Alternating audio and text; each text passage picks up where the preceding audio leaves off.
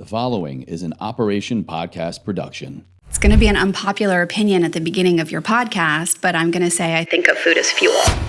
I don't disagree. I'm a registered dietitian with a degree in human metabolism and clinical nutrition, and I believe that food interacts with everything. And, on a cellular level, we need it as fuel.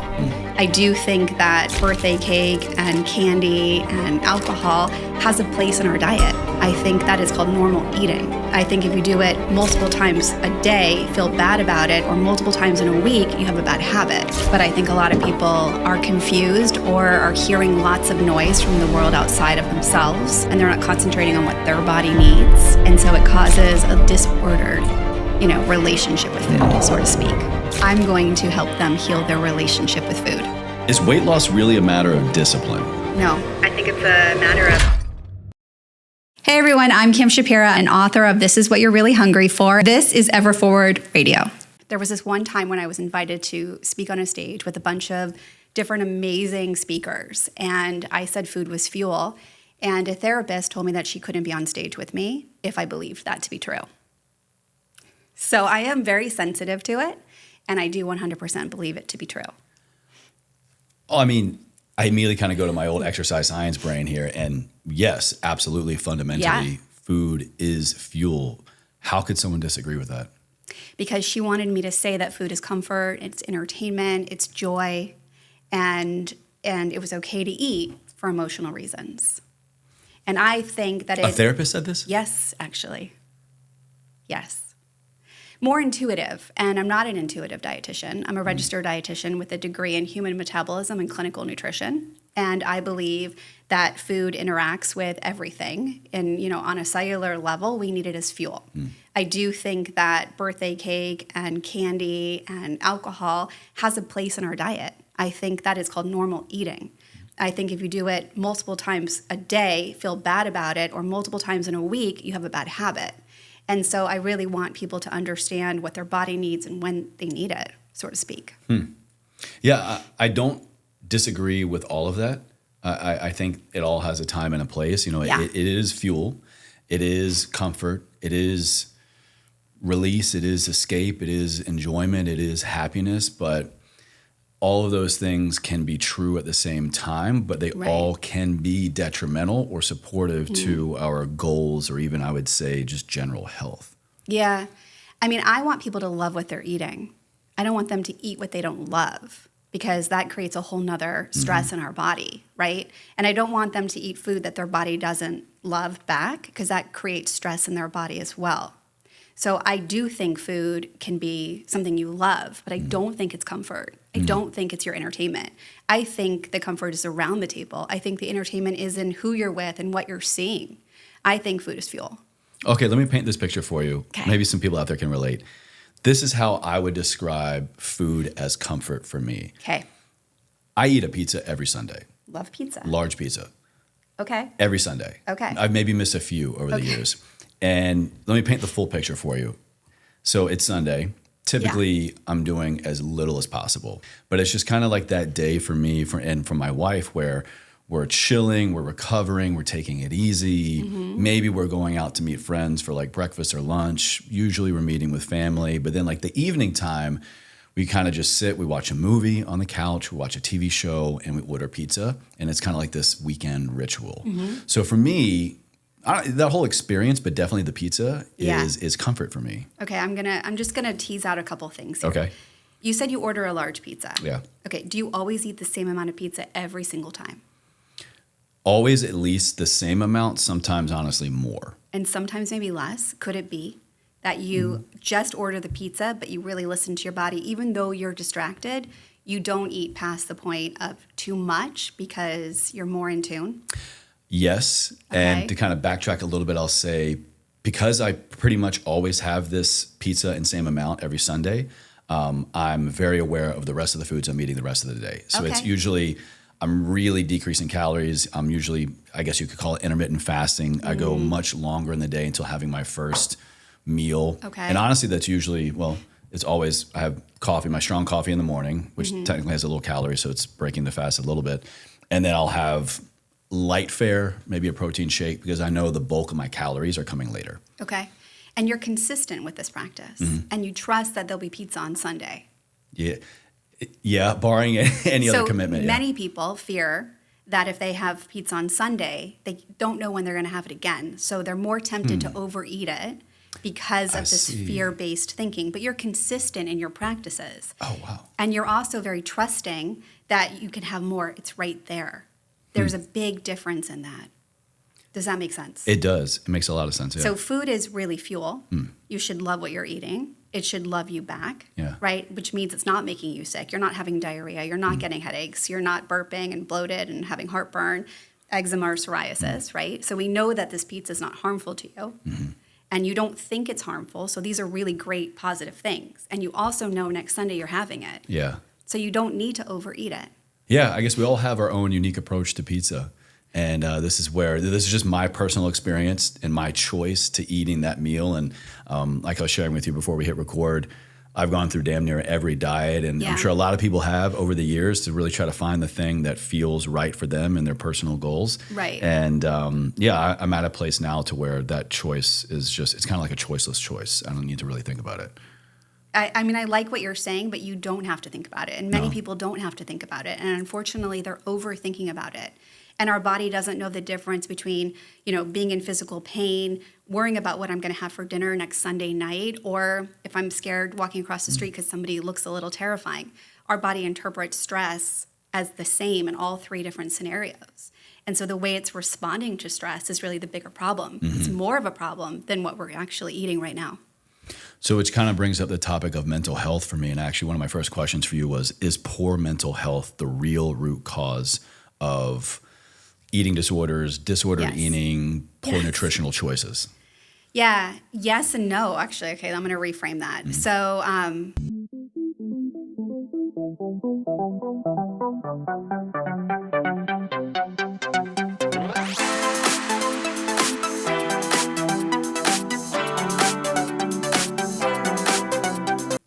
when we have a poor diet, or when we have a lot of stress, or when we take a lot of antibiotics, it wreaks havoc on the mucosal layer of our digestive tract. And it makes us more prone to leaky gut, which makes us more prone to anxiety and depression. So which came first, it's hard to know, right? There's a lot of trauma, a lot of stress in people's lives. And so could it have been the poor diet? Could it have been the trauma? Who knows? But either way, it's existing. And so a lot of disordered eating is anxiety.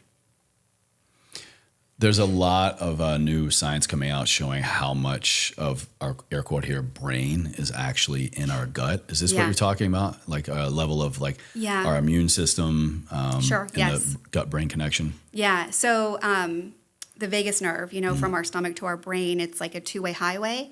And our brain is getting about, all the information it's from our stomach.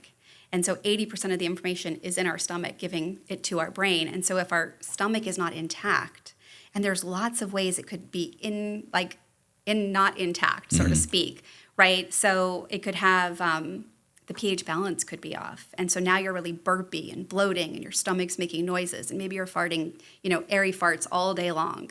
Or, maybe you're eating foods you're sensitive to and you're getting inflammatory responses. Or maybe you're having, too much bacteria that's coming from your small intestine. There's so many ways in which your stomach could be needing support that is then affecting everything else. I really believe that I think the stomach in many ways for many people, until you get into like a true homeostasis for you, the stomach is really the brain. But what's remarkable? We can turn it around very quickly. Exactly. We can reverse it all. Like that's the amazing part of the whole thing. Quickly. Quote, I wanted to make people healthy as a profession, is a direct quote from your work. But you have said that this was not your responsibility. Isn't it a responsibility as an RD? Yeah. So I learned really early on that it's a personal responsibility. I'm only the teacher, but the actual person themselves is the healer. What if someone's going, I'm not a healer. I don't know how to heal myself. Yeah. That's why I'm coming to an expert like yourself. Then I'll let them believe that and goad them in the right direction. If these people still believe that the doctor is the healer, then they have a lot of work to do on themselves, right? So it's really understanding where their mind is almost 100% of the day. And if they're not believing in themselves, then I'm going to help them learn how to believe in their own power. I mean, we have more electricity in our brain than the whole world. We're so capable of so many things that we don't have access to because we think the power is outside of ourselves. I'm laughing because you kind of you're like the anti-dietitian. Yes. I butted heads so much with RDs in my air quote here, real job, especially in grad school. Interesting. And it was just because not real quick. It was just really the RDs I encountered were this is what the literature says. This is what the scientific, evidence shows that this is what you should only ever do. Yeah. And for me, the reason I butted head was because, you're missing the person. Like there's so much more going into this choice other than just, I need X amount of protein, X amount of carbs, X amount of fiber. This study said that. We're kind of missing the personal approach. And then what I kind of got to, what I'm hearing you say is that mindset and that belief system around the choices we make and what we really want our bodies to look like and to feel like. And so eventually in my practice, I kind of found myself going to this mental and emotional approach first, which really blew the minds of a lot of my clients and patients was because, no, like you're supposed to tell me what to eat. You're supposed to tell me what to do. I won't do it though. Why are you talking to me about my feelings and, when I eat this and what I feel and all these kind of like memories and associations to it? It sounds like that's your approach as well. Yeah, it's exactly my approach. And, I learned this very early on with one of my very first clients who I often share that she was a therapist. I mean, I was 27 and I share that she was a therapist because technically she should have been smarter than me, right?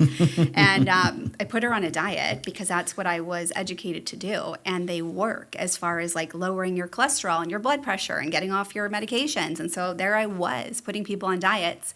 And I helped her lose 30 pounds. And I felt like a superhero. Like I did exactly what I set out to do, make her healthy. That's a huge milestone. That's a great accomplishment for weight loss. Yeah. And then she said to me, you know what, I'm going to gain the weight back. And it triggered me in every way possible. And I thought, why would you do that? And she said, because my husband wants to be intimate with me all the time. And I was molested as a child. And then I thought, okay, I know nothing about the people inside of their bodies. And kale isn't going to get the job done. And why aren't they eating the kale? And so I had to really reassess like what I was doing. And then I started recognizing, oh my God, my clients are literally eating the same way that I'm shopping. And if I could help myself with my shopping, then I think I can apply that to my clients. And that's what I've done ever since. And, to backtrack, to go back in time, when I was 12 in 1986, I got super sick. I spent a year in and out of the hospital having multiple reconstructive surgeries. And the next 4 years in high school, I went and visited my doctors at UCLA every Wednesday. And I was 12 and super shy. And one day I was crying on my way to Westwood. And my mom said to me, don't cry, we'll go shopping after your doctor appointment. Oh, and she helped me find a place to put my mind other than the pain and fear and discomfort I was in. And I used that place often. Yeah. And then all of a sudden it dawned on me, oh my God, I do actually use shopping for every emotion. And so do my clients with food. And if I can learn to shop when I need something and put it on hold when I don't and see what happens when I put it on hold, then I can actually change here. And so I just started applying the same method to my clients. Perfect segue into my next question. Most people don't really know what hunger feels like. What do you mean by that? How do we have hunger wrong? Good question. So hunger is isolated to our stomach. It's not painful and it's not scary. And if you ask, everybody, they'll say it's scary, it's painful, it's uncomfortable. And I really refer to it like having to pee. Nobody wakes up in the morning and thinks, oh my God, I'm going to have to pee 6 times. Where are the toilets going to be? I'm so afraid of leaving my house. Well, maybe for our unfortunate IBS friends out there. Okay, different kind of pee, different kind of bathroom. But yeah, and we can fix those people, unfortunately. So you don't have to have IBS. So it's really the same thing. Like, why do we fear being hungry? Why do we fear it? Where did that come from? And of course, it's our basic need to survive. It's how our body tells us we need, fuel, right? And it doesn't actually have to be scary. And as soon as it was actually really funny. I was on the phone with my mom one day, and I said, I got to go. There's a sale at Bloomingdale's, and I got to get this thing. And she started laughing at me, and she said, Kim, Bloomingdale's has a sale every day. And I was like, what are you talking about? And this is way before, Google or, Yeah. and then I was like, maybe she's right. Could she be right? And it turns out she was right. And so I started applying that same logic to food. There's food everywhere. We can always get food. We haven't starved to death. And it started really working with people and feeling safe. And the truth is our mind only needs to know that we're safe. And as soon as we can kind of like take a deep breath and tell our mind that we're safe, everything changes. It really is that simple, but yet that powerful when we introduce a pause into or before any choice we make in life, but especially when it comes to what we decide to eat, what we put into our mouth and what we eat and drink. Just that little, like that tactical pause, I call it, is just, it's crucial. It seems so simple, but so effective every time. Yeah. I mean, I would put it this way. Anytime you think food is anything other than fuel, you're not okay. You're just not okay. And so every single time you think about food, maybe now you say, I'm not okay. Let me check in to see why. So like what would happen right now if you and I were doing this podcast and all of a sudden an alarm went off? What would you do? Probably vacate the premises. Yeah. Or wonder what's, is there a fire? Is there an earthquake? What's going on? And then when would you come back? When I would get the all clear from the fire department or the landlord. Right. So what if you started realizing, and here's that pause, right? Okay, I'm thinking about food. Let me turn the alarm off and check in to see what's going on with my body and why I'm having that alarm. Is it because I'm stressed? Is it because my chest is tight? Or is it because my stomach is telling me I'm hungry? And so when we can get to that place of recognizing I'm thinking about food, that's an alarm. I'm coming back into my body and I'm checking in with my body, right? I know where my mind is. It's not on, what I'm having for dinner on Sunday. I know it's right here. Then I can see, oh, my chest is really, really tight. And the last time I felt this way, I ate ice cream. And now my hippocampus is giving me that memory because my mind wants me to survive every moment in the most pleasurable way. And so it's remembering that ice cream is more fun than the way I feel right now. And then coming to the point of recognizing, wait, I can survive every single one of these moments.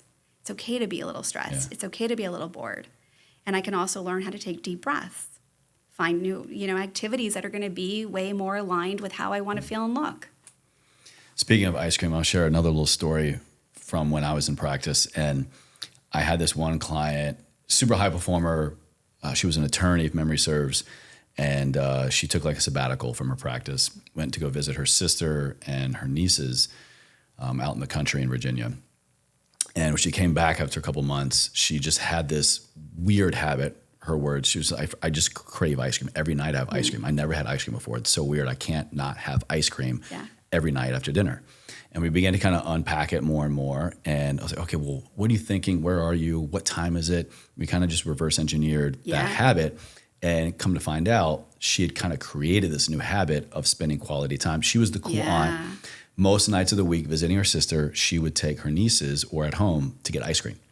And so what we did was around that same time, when she would have that urge, that craving, or think she's supposed to have ice cream, she would just FaceTime her nieces. Oh, I love that. And the craving went away. It was this connection component that she was really craving. Yeah. And so, we kind of just had this instilled that, by eating ice cream, I'm satisfying that need or that want. But it was something not that far off, but just a different. Yeah, I have a similar story connection. in my book about that. A woman who lost her husband and kept, driving to get chocolate before she would come home. And also just recognizing she just didn't want to go home.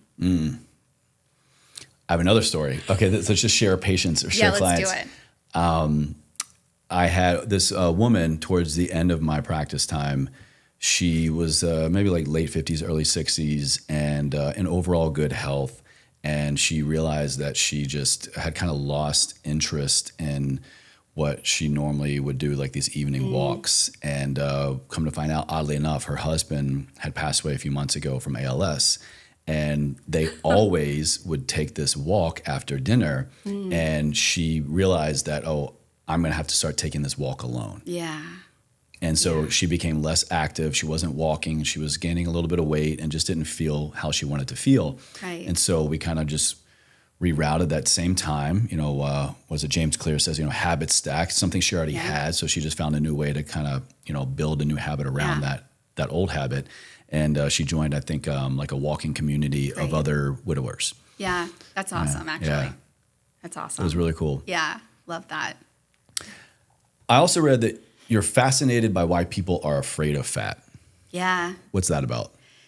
Well, 1994, Snackwell era. Yeah. Wow. I haven't heard that in a minute. Yeah. Yeah. So really, I didn't have issues with food. I just knew somebody had told me, a doctor had told me in high school that food could make you sick or healthy. And I was so sick that I just wanted to be so healthy.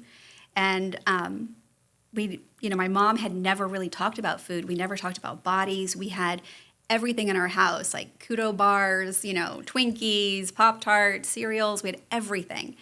And I would see my friends come over and they would overeat it. And I never even thought twice about it. And so as I started kind of growing up and realizing people are afraid of fat, and that's so silly. Fat is so important and vital. We can't poop without it. We need it to support our nervous system and to be able to sit on rides in Disneyland. What's going on with people? Just to name a few things, to keep us warm. And so what was happening? And so I got really interested in just the psychology of why people were afraid of fat, so to speak. Interesting. There's have you ever read the book The Secret Life of Fat by Dr. Sylvia Tara? I have not. She was an OG guest of mine on the show years ago, but if anyone wants to kind of go deeper there on, to your point, why fat is so important and its crucial role in the body at the right amounts, also the right types, brown fat, gray fat, visceral fat, adipose tissue, all that stuff, they all have a place and we need certain amounts we do. for a lot of different reasons. Yeah. That's what people are so afraid of the scale also. My first chapter is just on talking about why people fear the word fat, why people fear the word diet, why people fear the word, calories. But it's really important to, I think, use a proper scale so they can identify their visceral fat, subcutaneous body fat, different things. It's really important to know what's going on inside your own body. We're talking about food. We're talking about different approaches to food. I think when people think that, they're probably going to go to diet next. This is the type of diet that I have. This is the type of diet that I tried. This is the one that doesn't work. This is the one with the most evidence, the least amount of evidence. What do you think is most people's root cause? Excuse me, let me rephrase that. What is the root cause of most people's inability to stick to their diet? They think somebody is smarter than them or that somebody else knows more than them.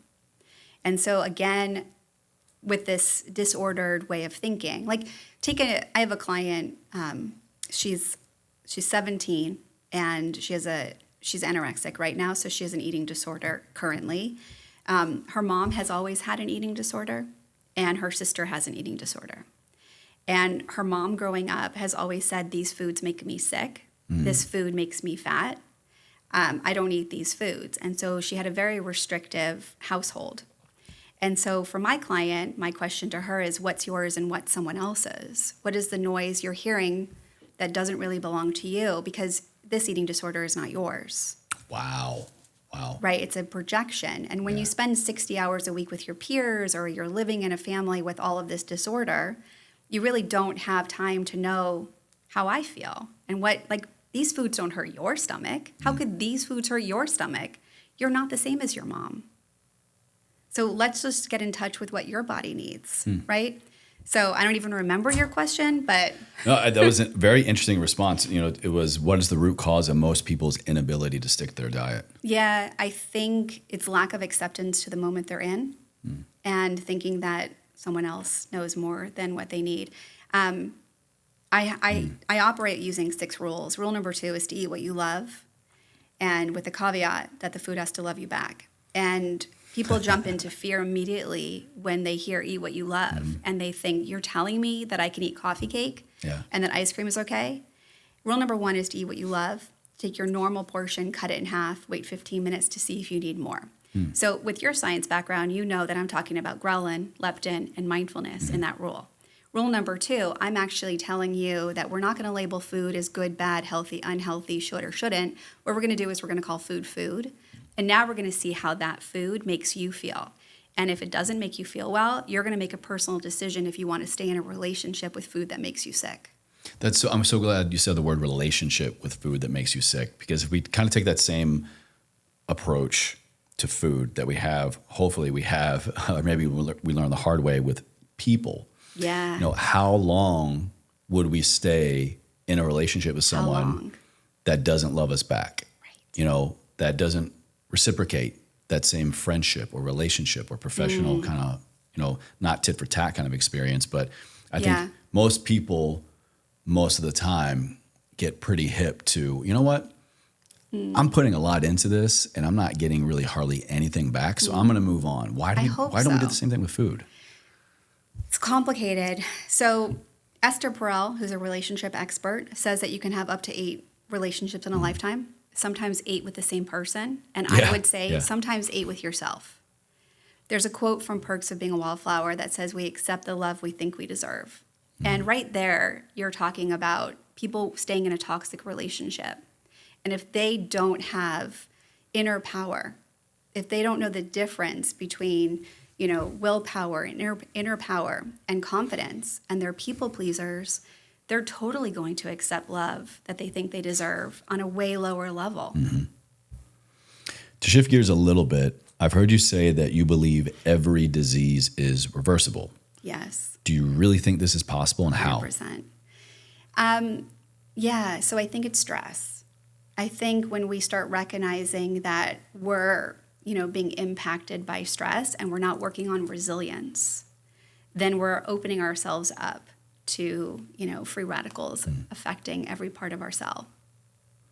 So stress, you're saying, is the root cause of all disease? I do, yeah. And if we check our stress or prioritize working on it, disease will go away? I think that's the number one priority. And so remember, we talked about stress coming from, I'm afraid of the person walking across the street. I have physical stress. Hunger could be stress. Being full could be stress. Being too full could be stress, right?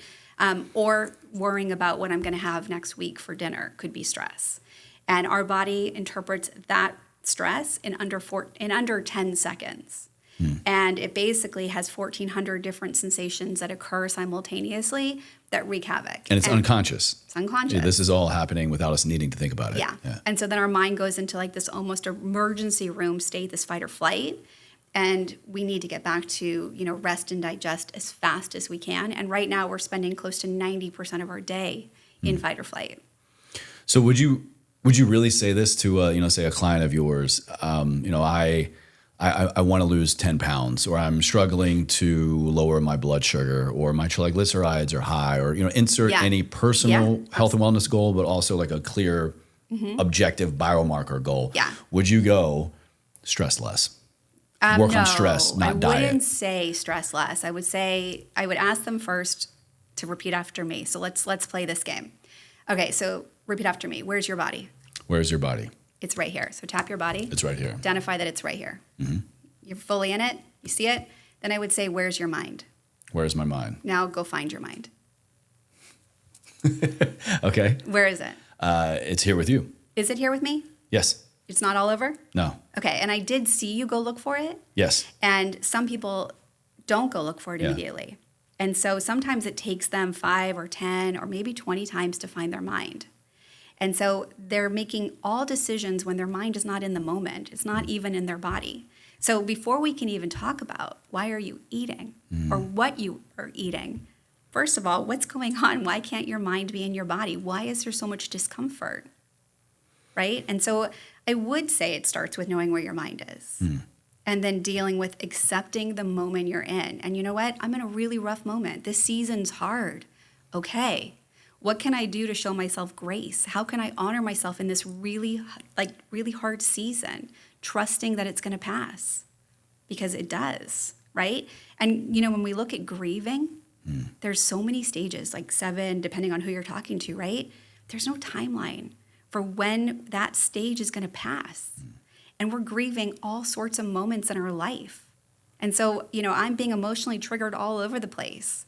So if my mind isn't here, then it's going to start with stress. Yeah, I like to say where the mind goes, the body will follow. And if you're not sure where your body is going, it's probably because you're not driving the ship of your mind. Yeah. If your mind's all over the place, no wonder your body is too. Yeah. Yeah. So does that make sense to you? Like people will say, I feel hungry all the time. I wonder why. And where's that hunger coming from? Is that like in your stomach? Because if you ate, you technically shouldn't be hungry all the time. And so if your mind is driving you to have a more pleasurable experience, that's because your mind isn't in this moment, because it can't be in your body. It's painful. Turns out the Pixies were onto something. I'm going to use that, the background music. Showing my age on that one, I guess. It's funny. I would like to dive into a few key diets with you. And just, this is why I love having the show and sitting down with people that are experts in their field. If you could make a case for the carnivore diet, a pro, like. I mean, I don't think I can. Oh, why? I've like. If you had to justify why the carnivore diet I totally is good. can. Okay.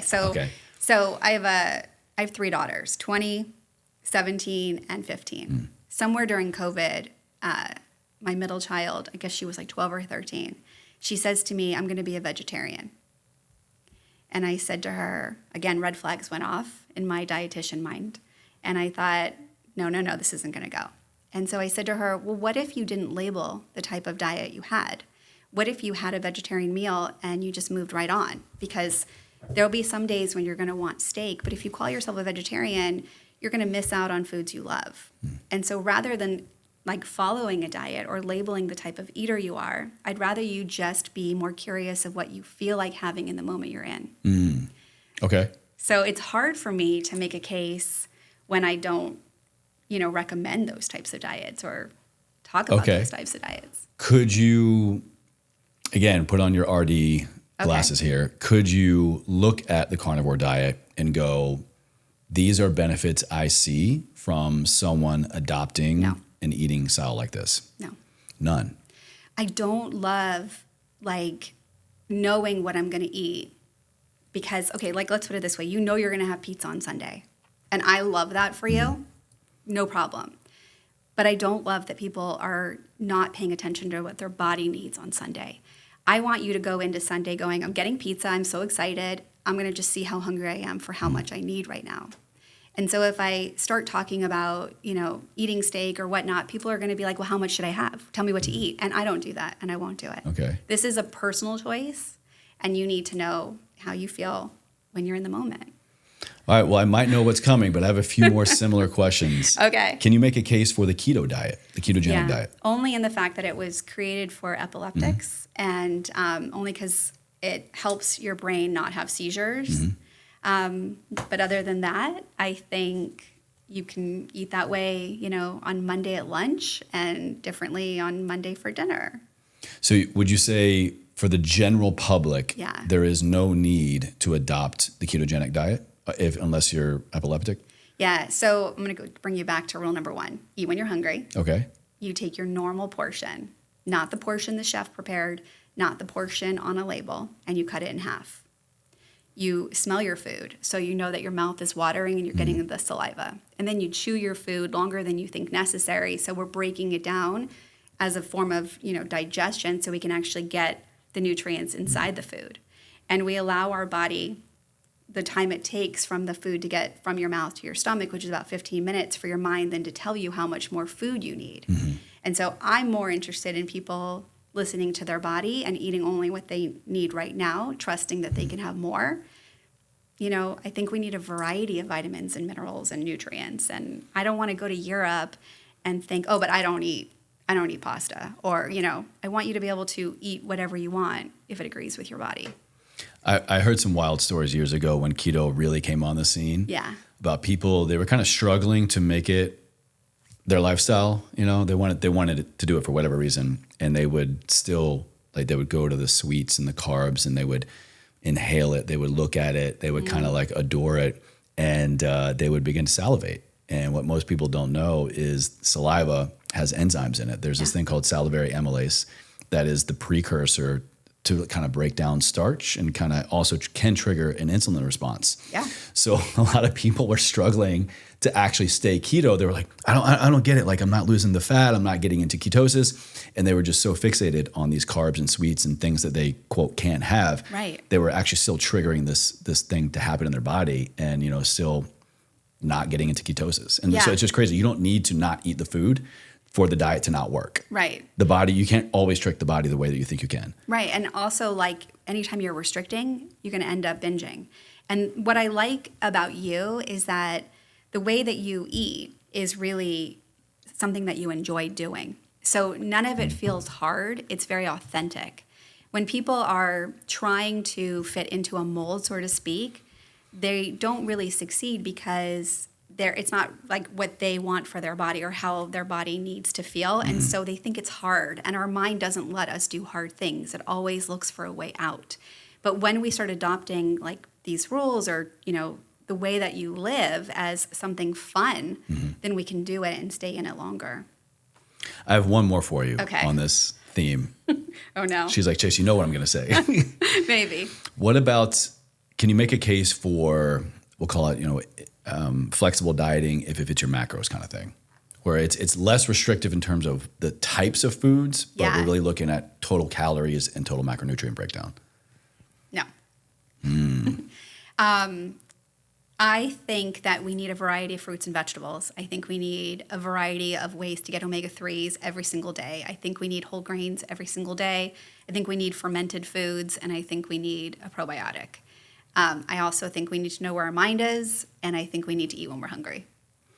Are there any diets out there now? I feel like you might be more in this world than me currently. Are there any new diet trends, kind of fads in the nutrition space that you would like to bring attention to? I mean, nothing that I would pay attention to be honest. I mean, overall, if you look at longevity studies, it really is looking at making sure you're not overeating. So then we don't want to restrict because then we don't want to set ourselves up for binging. And reducing stress, having social connections. And for the last, I think, 40 plus years, the monounsaturated fat diet has been really winning every award as far as like longevity and quality Mediterranean health. diet, Yeah. What did I say? Did I say Mediterranean? You didn't. You said longevity. You were just kind of talking. I don't know. We're saying the same thing, even though the words didn't come out there. But actually, to that point, what we were talking about earlier when I was making your strong coffee. Yes, I love it. And you pointed out, it has 5 grams saturated fat. Yeah. And I said, I'm team saturated fat. And thanks to a lot of the new evidence coming out around C15. And shout out Dr. Stephanie Van Watson and her husband, Eric, just recently went live with this episode linking one of the links to C15 they're finding strong evidence for in centenarians over in Sardinia. Yeah. And, it's really hard. I'll say this. It's really hard to kind of dissect when we look at longevity and especially centenarians. Oh, they live this long and this well because of this thing. When we look at centenarians across the board, all the blue zones, or anybody that just lives a long, well life, there are several common denominators. Yeah. And I don't think anybody would disagree that if we focus on those, that we probably won't achieve a same or similar life quality and lifespan. They're and not healthspan. restricted. No. That's one of the things that should be pointed out. They don't live a restricted diet. But in them, I was saying with the saturated fat is especially the centenarians in Sardinia have one of the, if not the highest levels of this saturated fat, this essential fatty acid C15 in their diet. Yeah. Thanks to it's a particular, they eat a lot of this type of cheese. And even beyond that, this is why it's like it's so kind of, it can get nuanced. It's, yes, there are high levels of this saturated fat C15 in the diet, but it's even more specific because they get it from, it's a high altitude from their goat pasture. Yeah. So it's like locally sourced, high altitude. They're the ones working the field. There's so many contributing factors to this, but there is a really interesting evidence showing that it's this high level C15 that contributes to their cellular membranes, like staying so intact. I mean, I would say it's, again, not restricting any one food group. It's also very, very important. We don't want to restrict any one food group, but we do want to have everything in moderation. which is like the fail safe, and why I say start with half and wait 15 minutes to see if you need more. There's a fail safe there that you won't be overeating. Yeah. Can't disagree with that. Because I think we need everything. Is weight loss really a matter of discipline? And if so, how can we become more disciplined if we are not already? No, I think it's a matter of consistency. I think we're inconsistent. And so our body fluctuates, and there's so many ways in which it fluctuates, right? Like you're going to have pizza on Sunday. The human body weighs more on Monday. And people don't understand this, and they're weighing themselves on Mondays when it should really be on Thursdays, right? But we have so many ways in which we can fluctuate. We have 100 trillion cells. Our cells are 43% water. If I'm dumping in soy sauce or marinara barbecue or, carbohydrates, which are sources of sugar and water, if I'm dumping that into my system, then I'm going to have a weight fluctuation.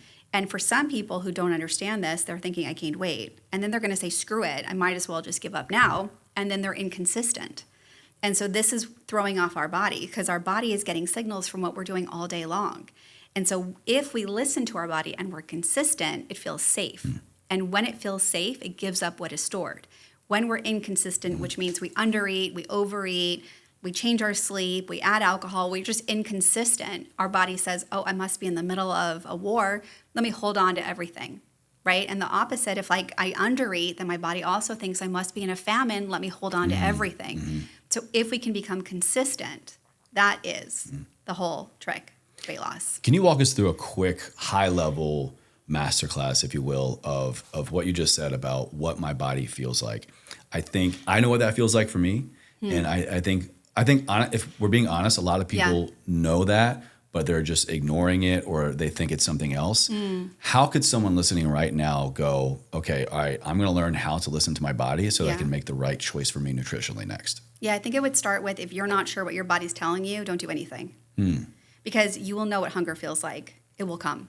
Okay, as in like, don't eat this, don't drink that. Don't do anything. Okay. Like if you're unsure if you're hungry or thirsty, don't do anything. You'll know soon enough, right? Like how long you're going to really wait. You'll know within an hour or two. And then also depends on who we're talking to, right? So somebody who has a body fat that is high, so for a woman over 24%, for a man maybe over 18%, when you have high body fat, you have a slower metabolism. You're not as hungry as a person who has a body fat that's within normal limits, right? And so think about your metabolism like a stovetop, and if it's got 6 burners, if your body fat's high, you've got 2 burners going. And in order to really turn on those burners to feel hungry, you need to be moving often, building muscle, and be eating small meals often. And so what happens is we have what in our system, like in our liver, we have something called a glucostat. And that glucostat is kind of like a gas tank reading full and empty. And it's responsible for putting blood sugar into your bloodstream 24 hours a day, and you currently have a teaspoon just going to wherever it needs to be sent. At about 5 hours of not eating, your glucostat says, oh shoot, we haven't had enough fuel, let's slow down all body functions. And the next thing you eat, whether it's healthy or unhealthy, will be stored as fat, right? That's just what happens. And people don't even understand that their body doesn't know the difference between ice cream and strawberries. There's vitamin C maybe, but we're not talking about that. We're talking about calories. And we're talking about just fueling your body. So if we have this gas tank in our body, right, and we are not the kind of person who can have, or kind of situation where we can have like, I'm going to dump in all the calories I need. I'm going to fill up my tank right now. No, we need like small sips throughout the day to keep our blood sugar even. And so if we're under eating, then your body thinks there's stress. If you're overeating, your body thinks there's stress. And so this is really disruptive in maintaining your weight. I'll say something personally, but I think just knowing what I know, I think this could be a fair blanket statement. The vast majority of people underconsume calories, underconsume quality calories, quality food, that turns into a body composition issue more often than overconsuming. I think barring, a few people that are definitely way overeating, obesity, things like that, you'd be really surprised if you actually, and this is where I actually am a proponent of food logs, just to get a baseline. If you can't tell me if you have any idea about maybe on average how many calories you eat a day or how many meals, what does it typically look like? Do you think you're getting, a fist-sized portion of protein in most meals? track your calories. Right. Not restricted anyway, but just track. Right. And I'd be willing to bet, I'd say most women are probably under consuming calories for their just basal metabolic rate. I'd say at least 400. Yeah. And guys, Interesting. maybe about like 5. At least that's kind of like my personal experience. Whenever I'm like, oh, why isn't my body looking or feeling the way I want it to? I'm around that mark. And going back to my old clinic days, I think most women, we would do like their in-body scan. We would look at their basal metabolic rate and then learn more about their lifestyle. And they would go, oh, yeah, it's around like 1,200 calories. And they're like, no, you should really be like 1,600, 1,800, just flatline. Yeah, I don't know why people think 1,200 calories. Yeah. I mean, that's just basal metabolic rate to breathe, function, and sleep. And you'll hold on to fat a lot longer under consuming calories. It will blow your mind. Yeah, that's stress. Exactly, yeah. Yeah. Right. So I want to ask one more question, Okay. Kind of getting towards the end here. Okay. Before I ask my final question, I want to get this number right. I also heard you say that I love this, we do everything 40% of the same way today that we did yesterday. Yeah, 47% of the 47, excuse me. 47% of the time. Yeah, so we sleepwalk and we go into this automatic way of thinking, which makes sense because we already know how to do things. And so to change, you have to be awake and intentional. And that's hard. Or you think it's hard, or you're not having fun, and so your mind just wants to put you back to sleep and do the automatic. And then you realize, oh shoot, I ate that, and I wasn't planning on eating that. And that's because you were sleepwalking through your day. But then the opposite, or the inverse could be true as well. Think about if today, for example, if you do what you say you're going to do, you move your body, you drink your water, you eat quality meals, and then you're worried about tomorrow. Well, just have faith in that if you did the best you can today, tomorrow about half is already taken care of for you. I love the way you put that. I always refer to the quote from The Looking Glass where the White Queen says to Alice, the problem with people is they forget their future memories. And Alice says, you know your memories from the future? And she says, we know exactly how this goes if we don't change. Well, mic drop right there. What a great way to kind of end the conversation. But I have to ask my last question. This has been super helpful for me and my audience, no doubt, to learn how to move forward in their nutrition and mindset around the choices they make when it comes to the foodstuffs and the fuel. To keep moving forward, ever forward, what does that mean to you? I'm going to probably bring it back to being present. I think that the reason why we fail is because we think we already know what we need to do and we neglect what we need to do. And so I would say to be ever forward would be to allow myself to be curious. Could not agree more. Lean into curiosity. Yeah. It has never steered me wrong. It has shown me definite steps to take and definite steps not to take. But curiosity has been an incredible through line in my personal evolution, and one that I believe I drive home on the show as well. So I'm glad you bring that up. Thank you. Well, Kim, where can my audience go to connect with you? We're going to have your information, your book. This is what you're really hungry for in the show notes and video description box. But where can they go to learn more about you and your work? They can find me everywhere on all the socials at Kim Shapira Method, all of them. Yeah, thanks so much for having me. This was so fun. My pleasure. Thank you.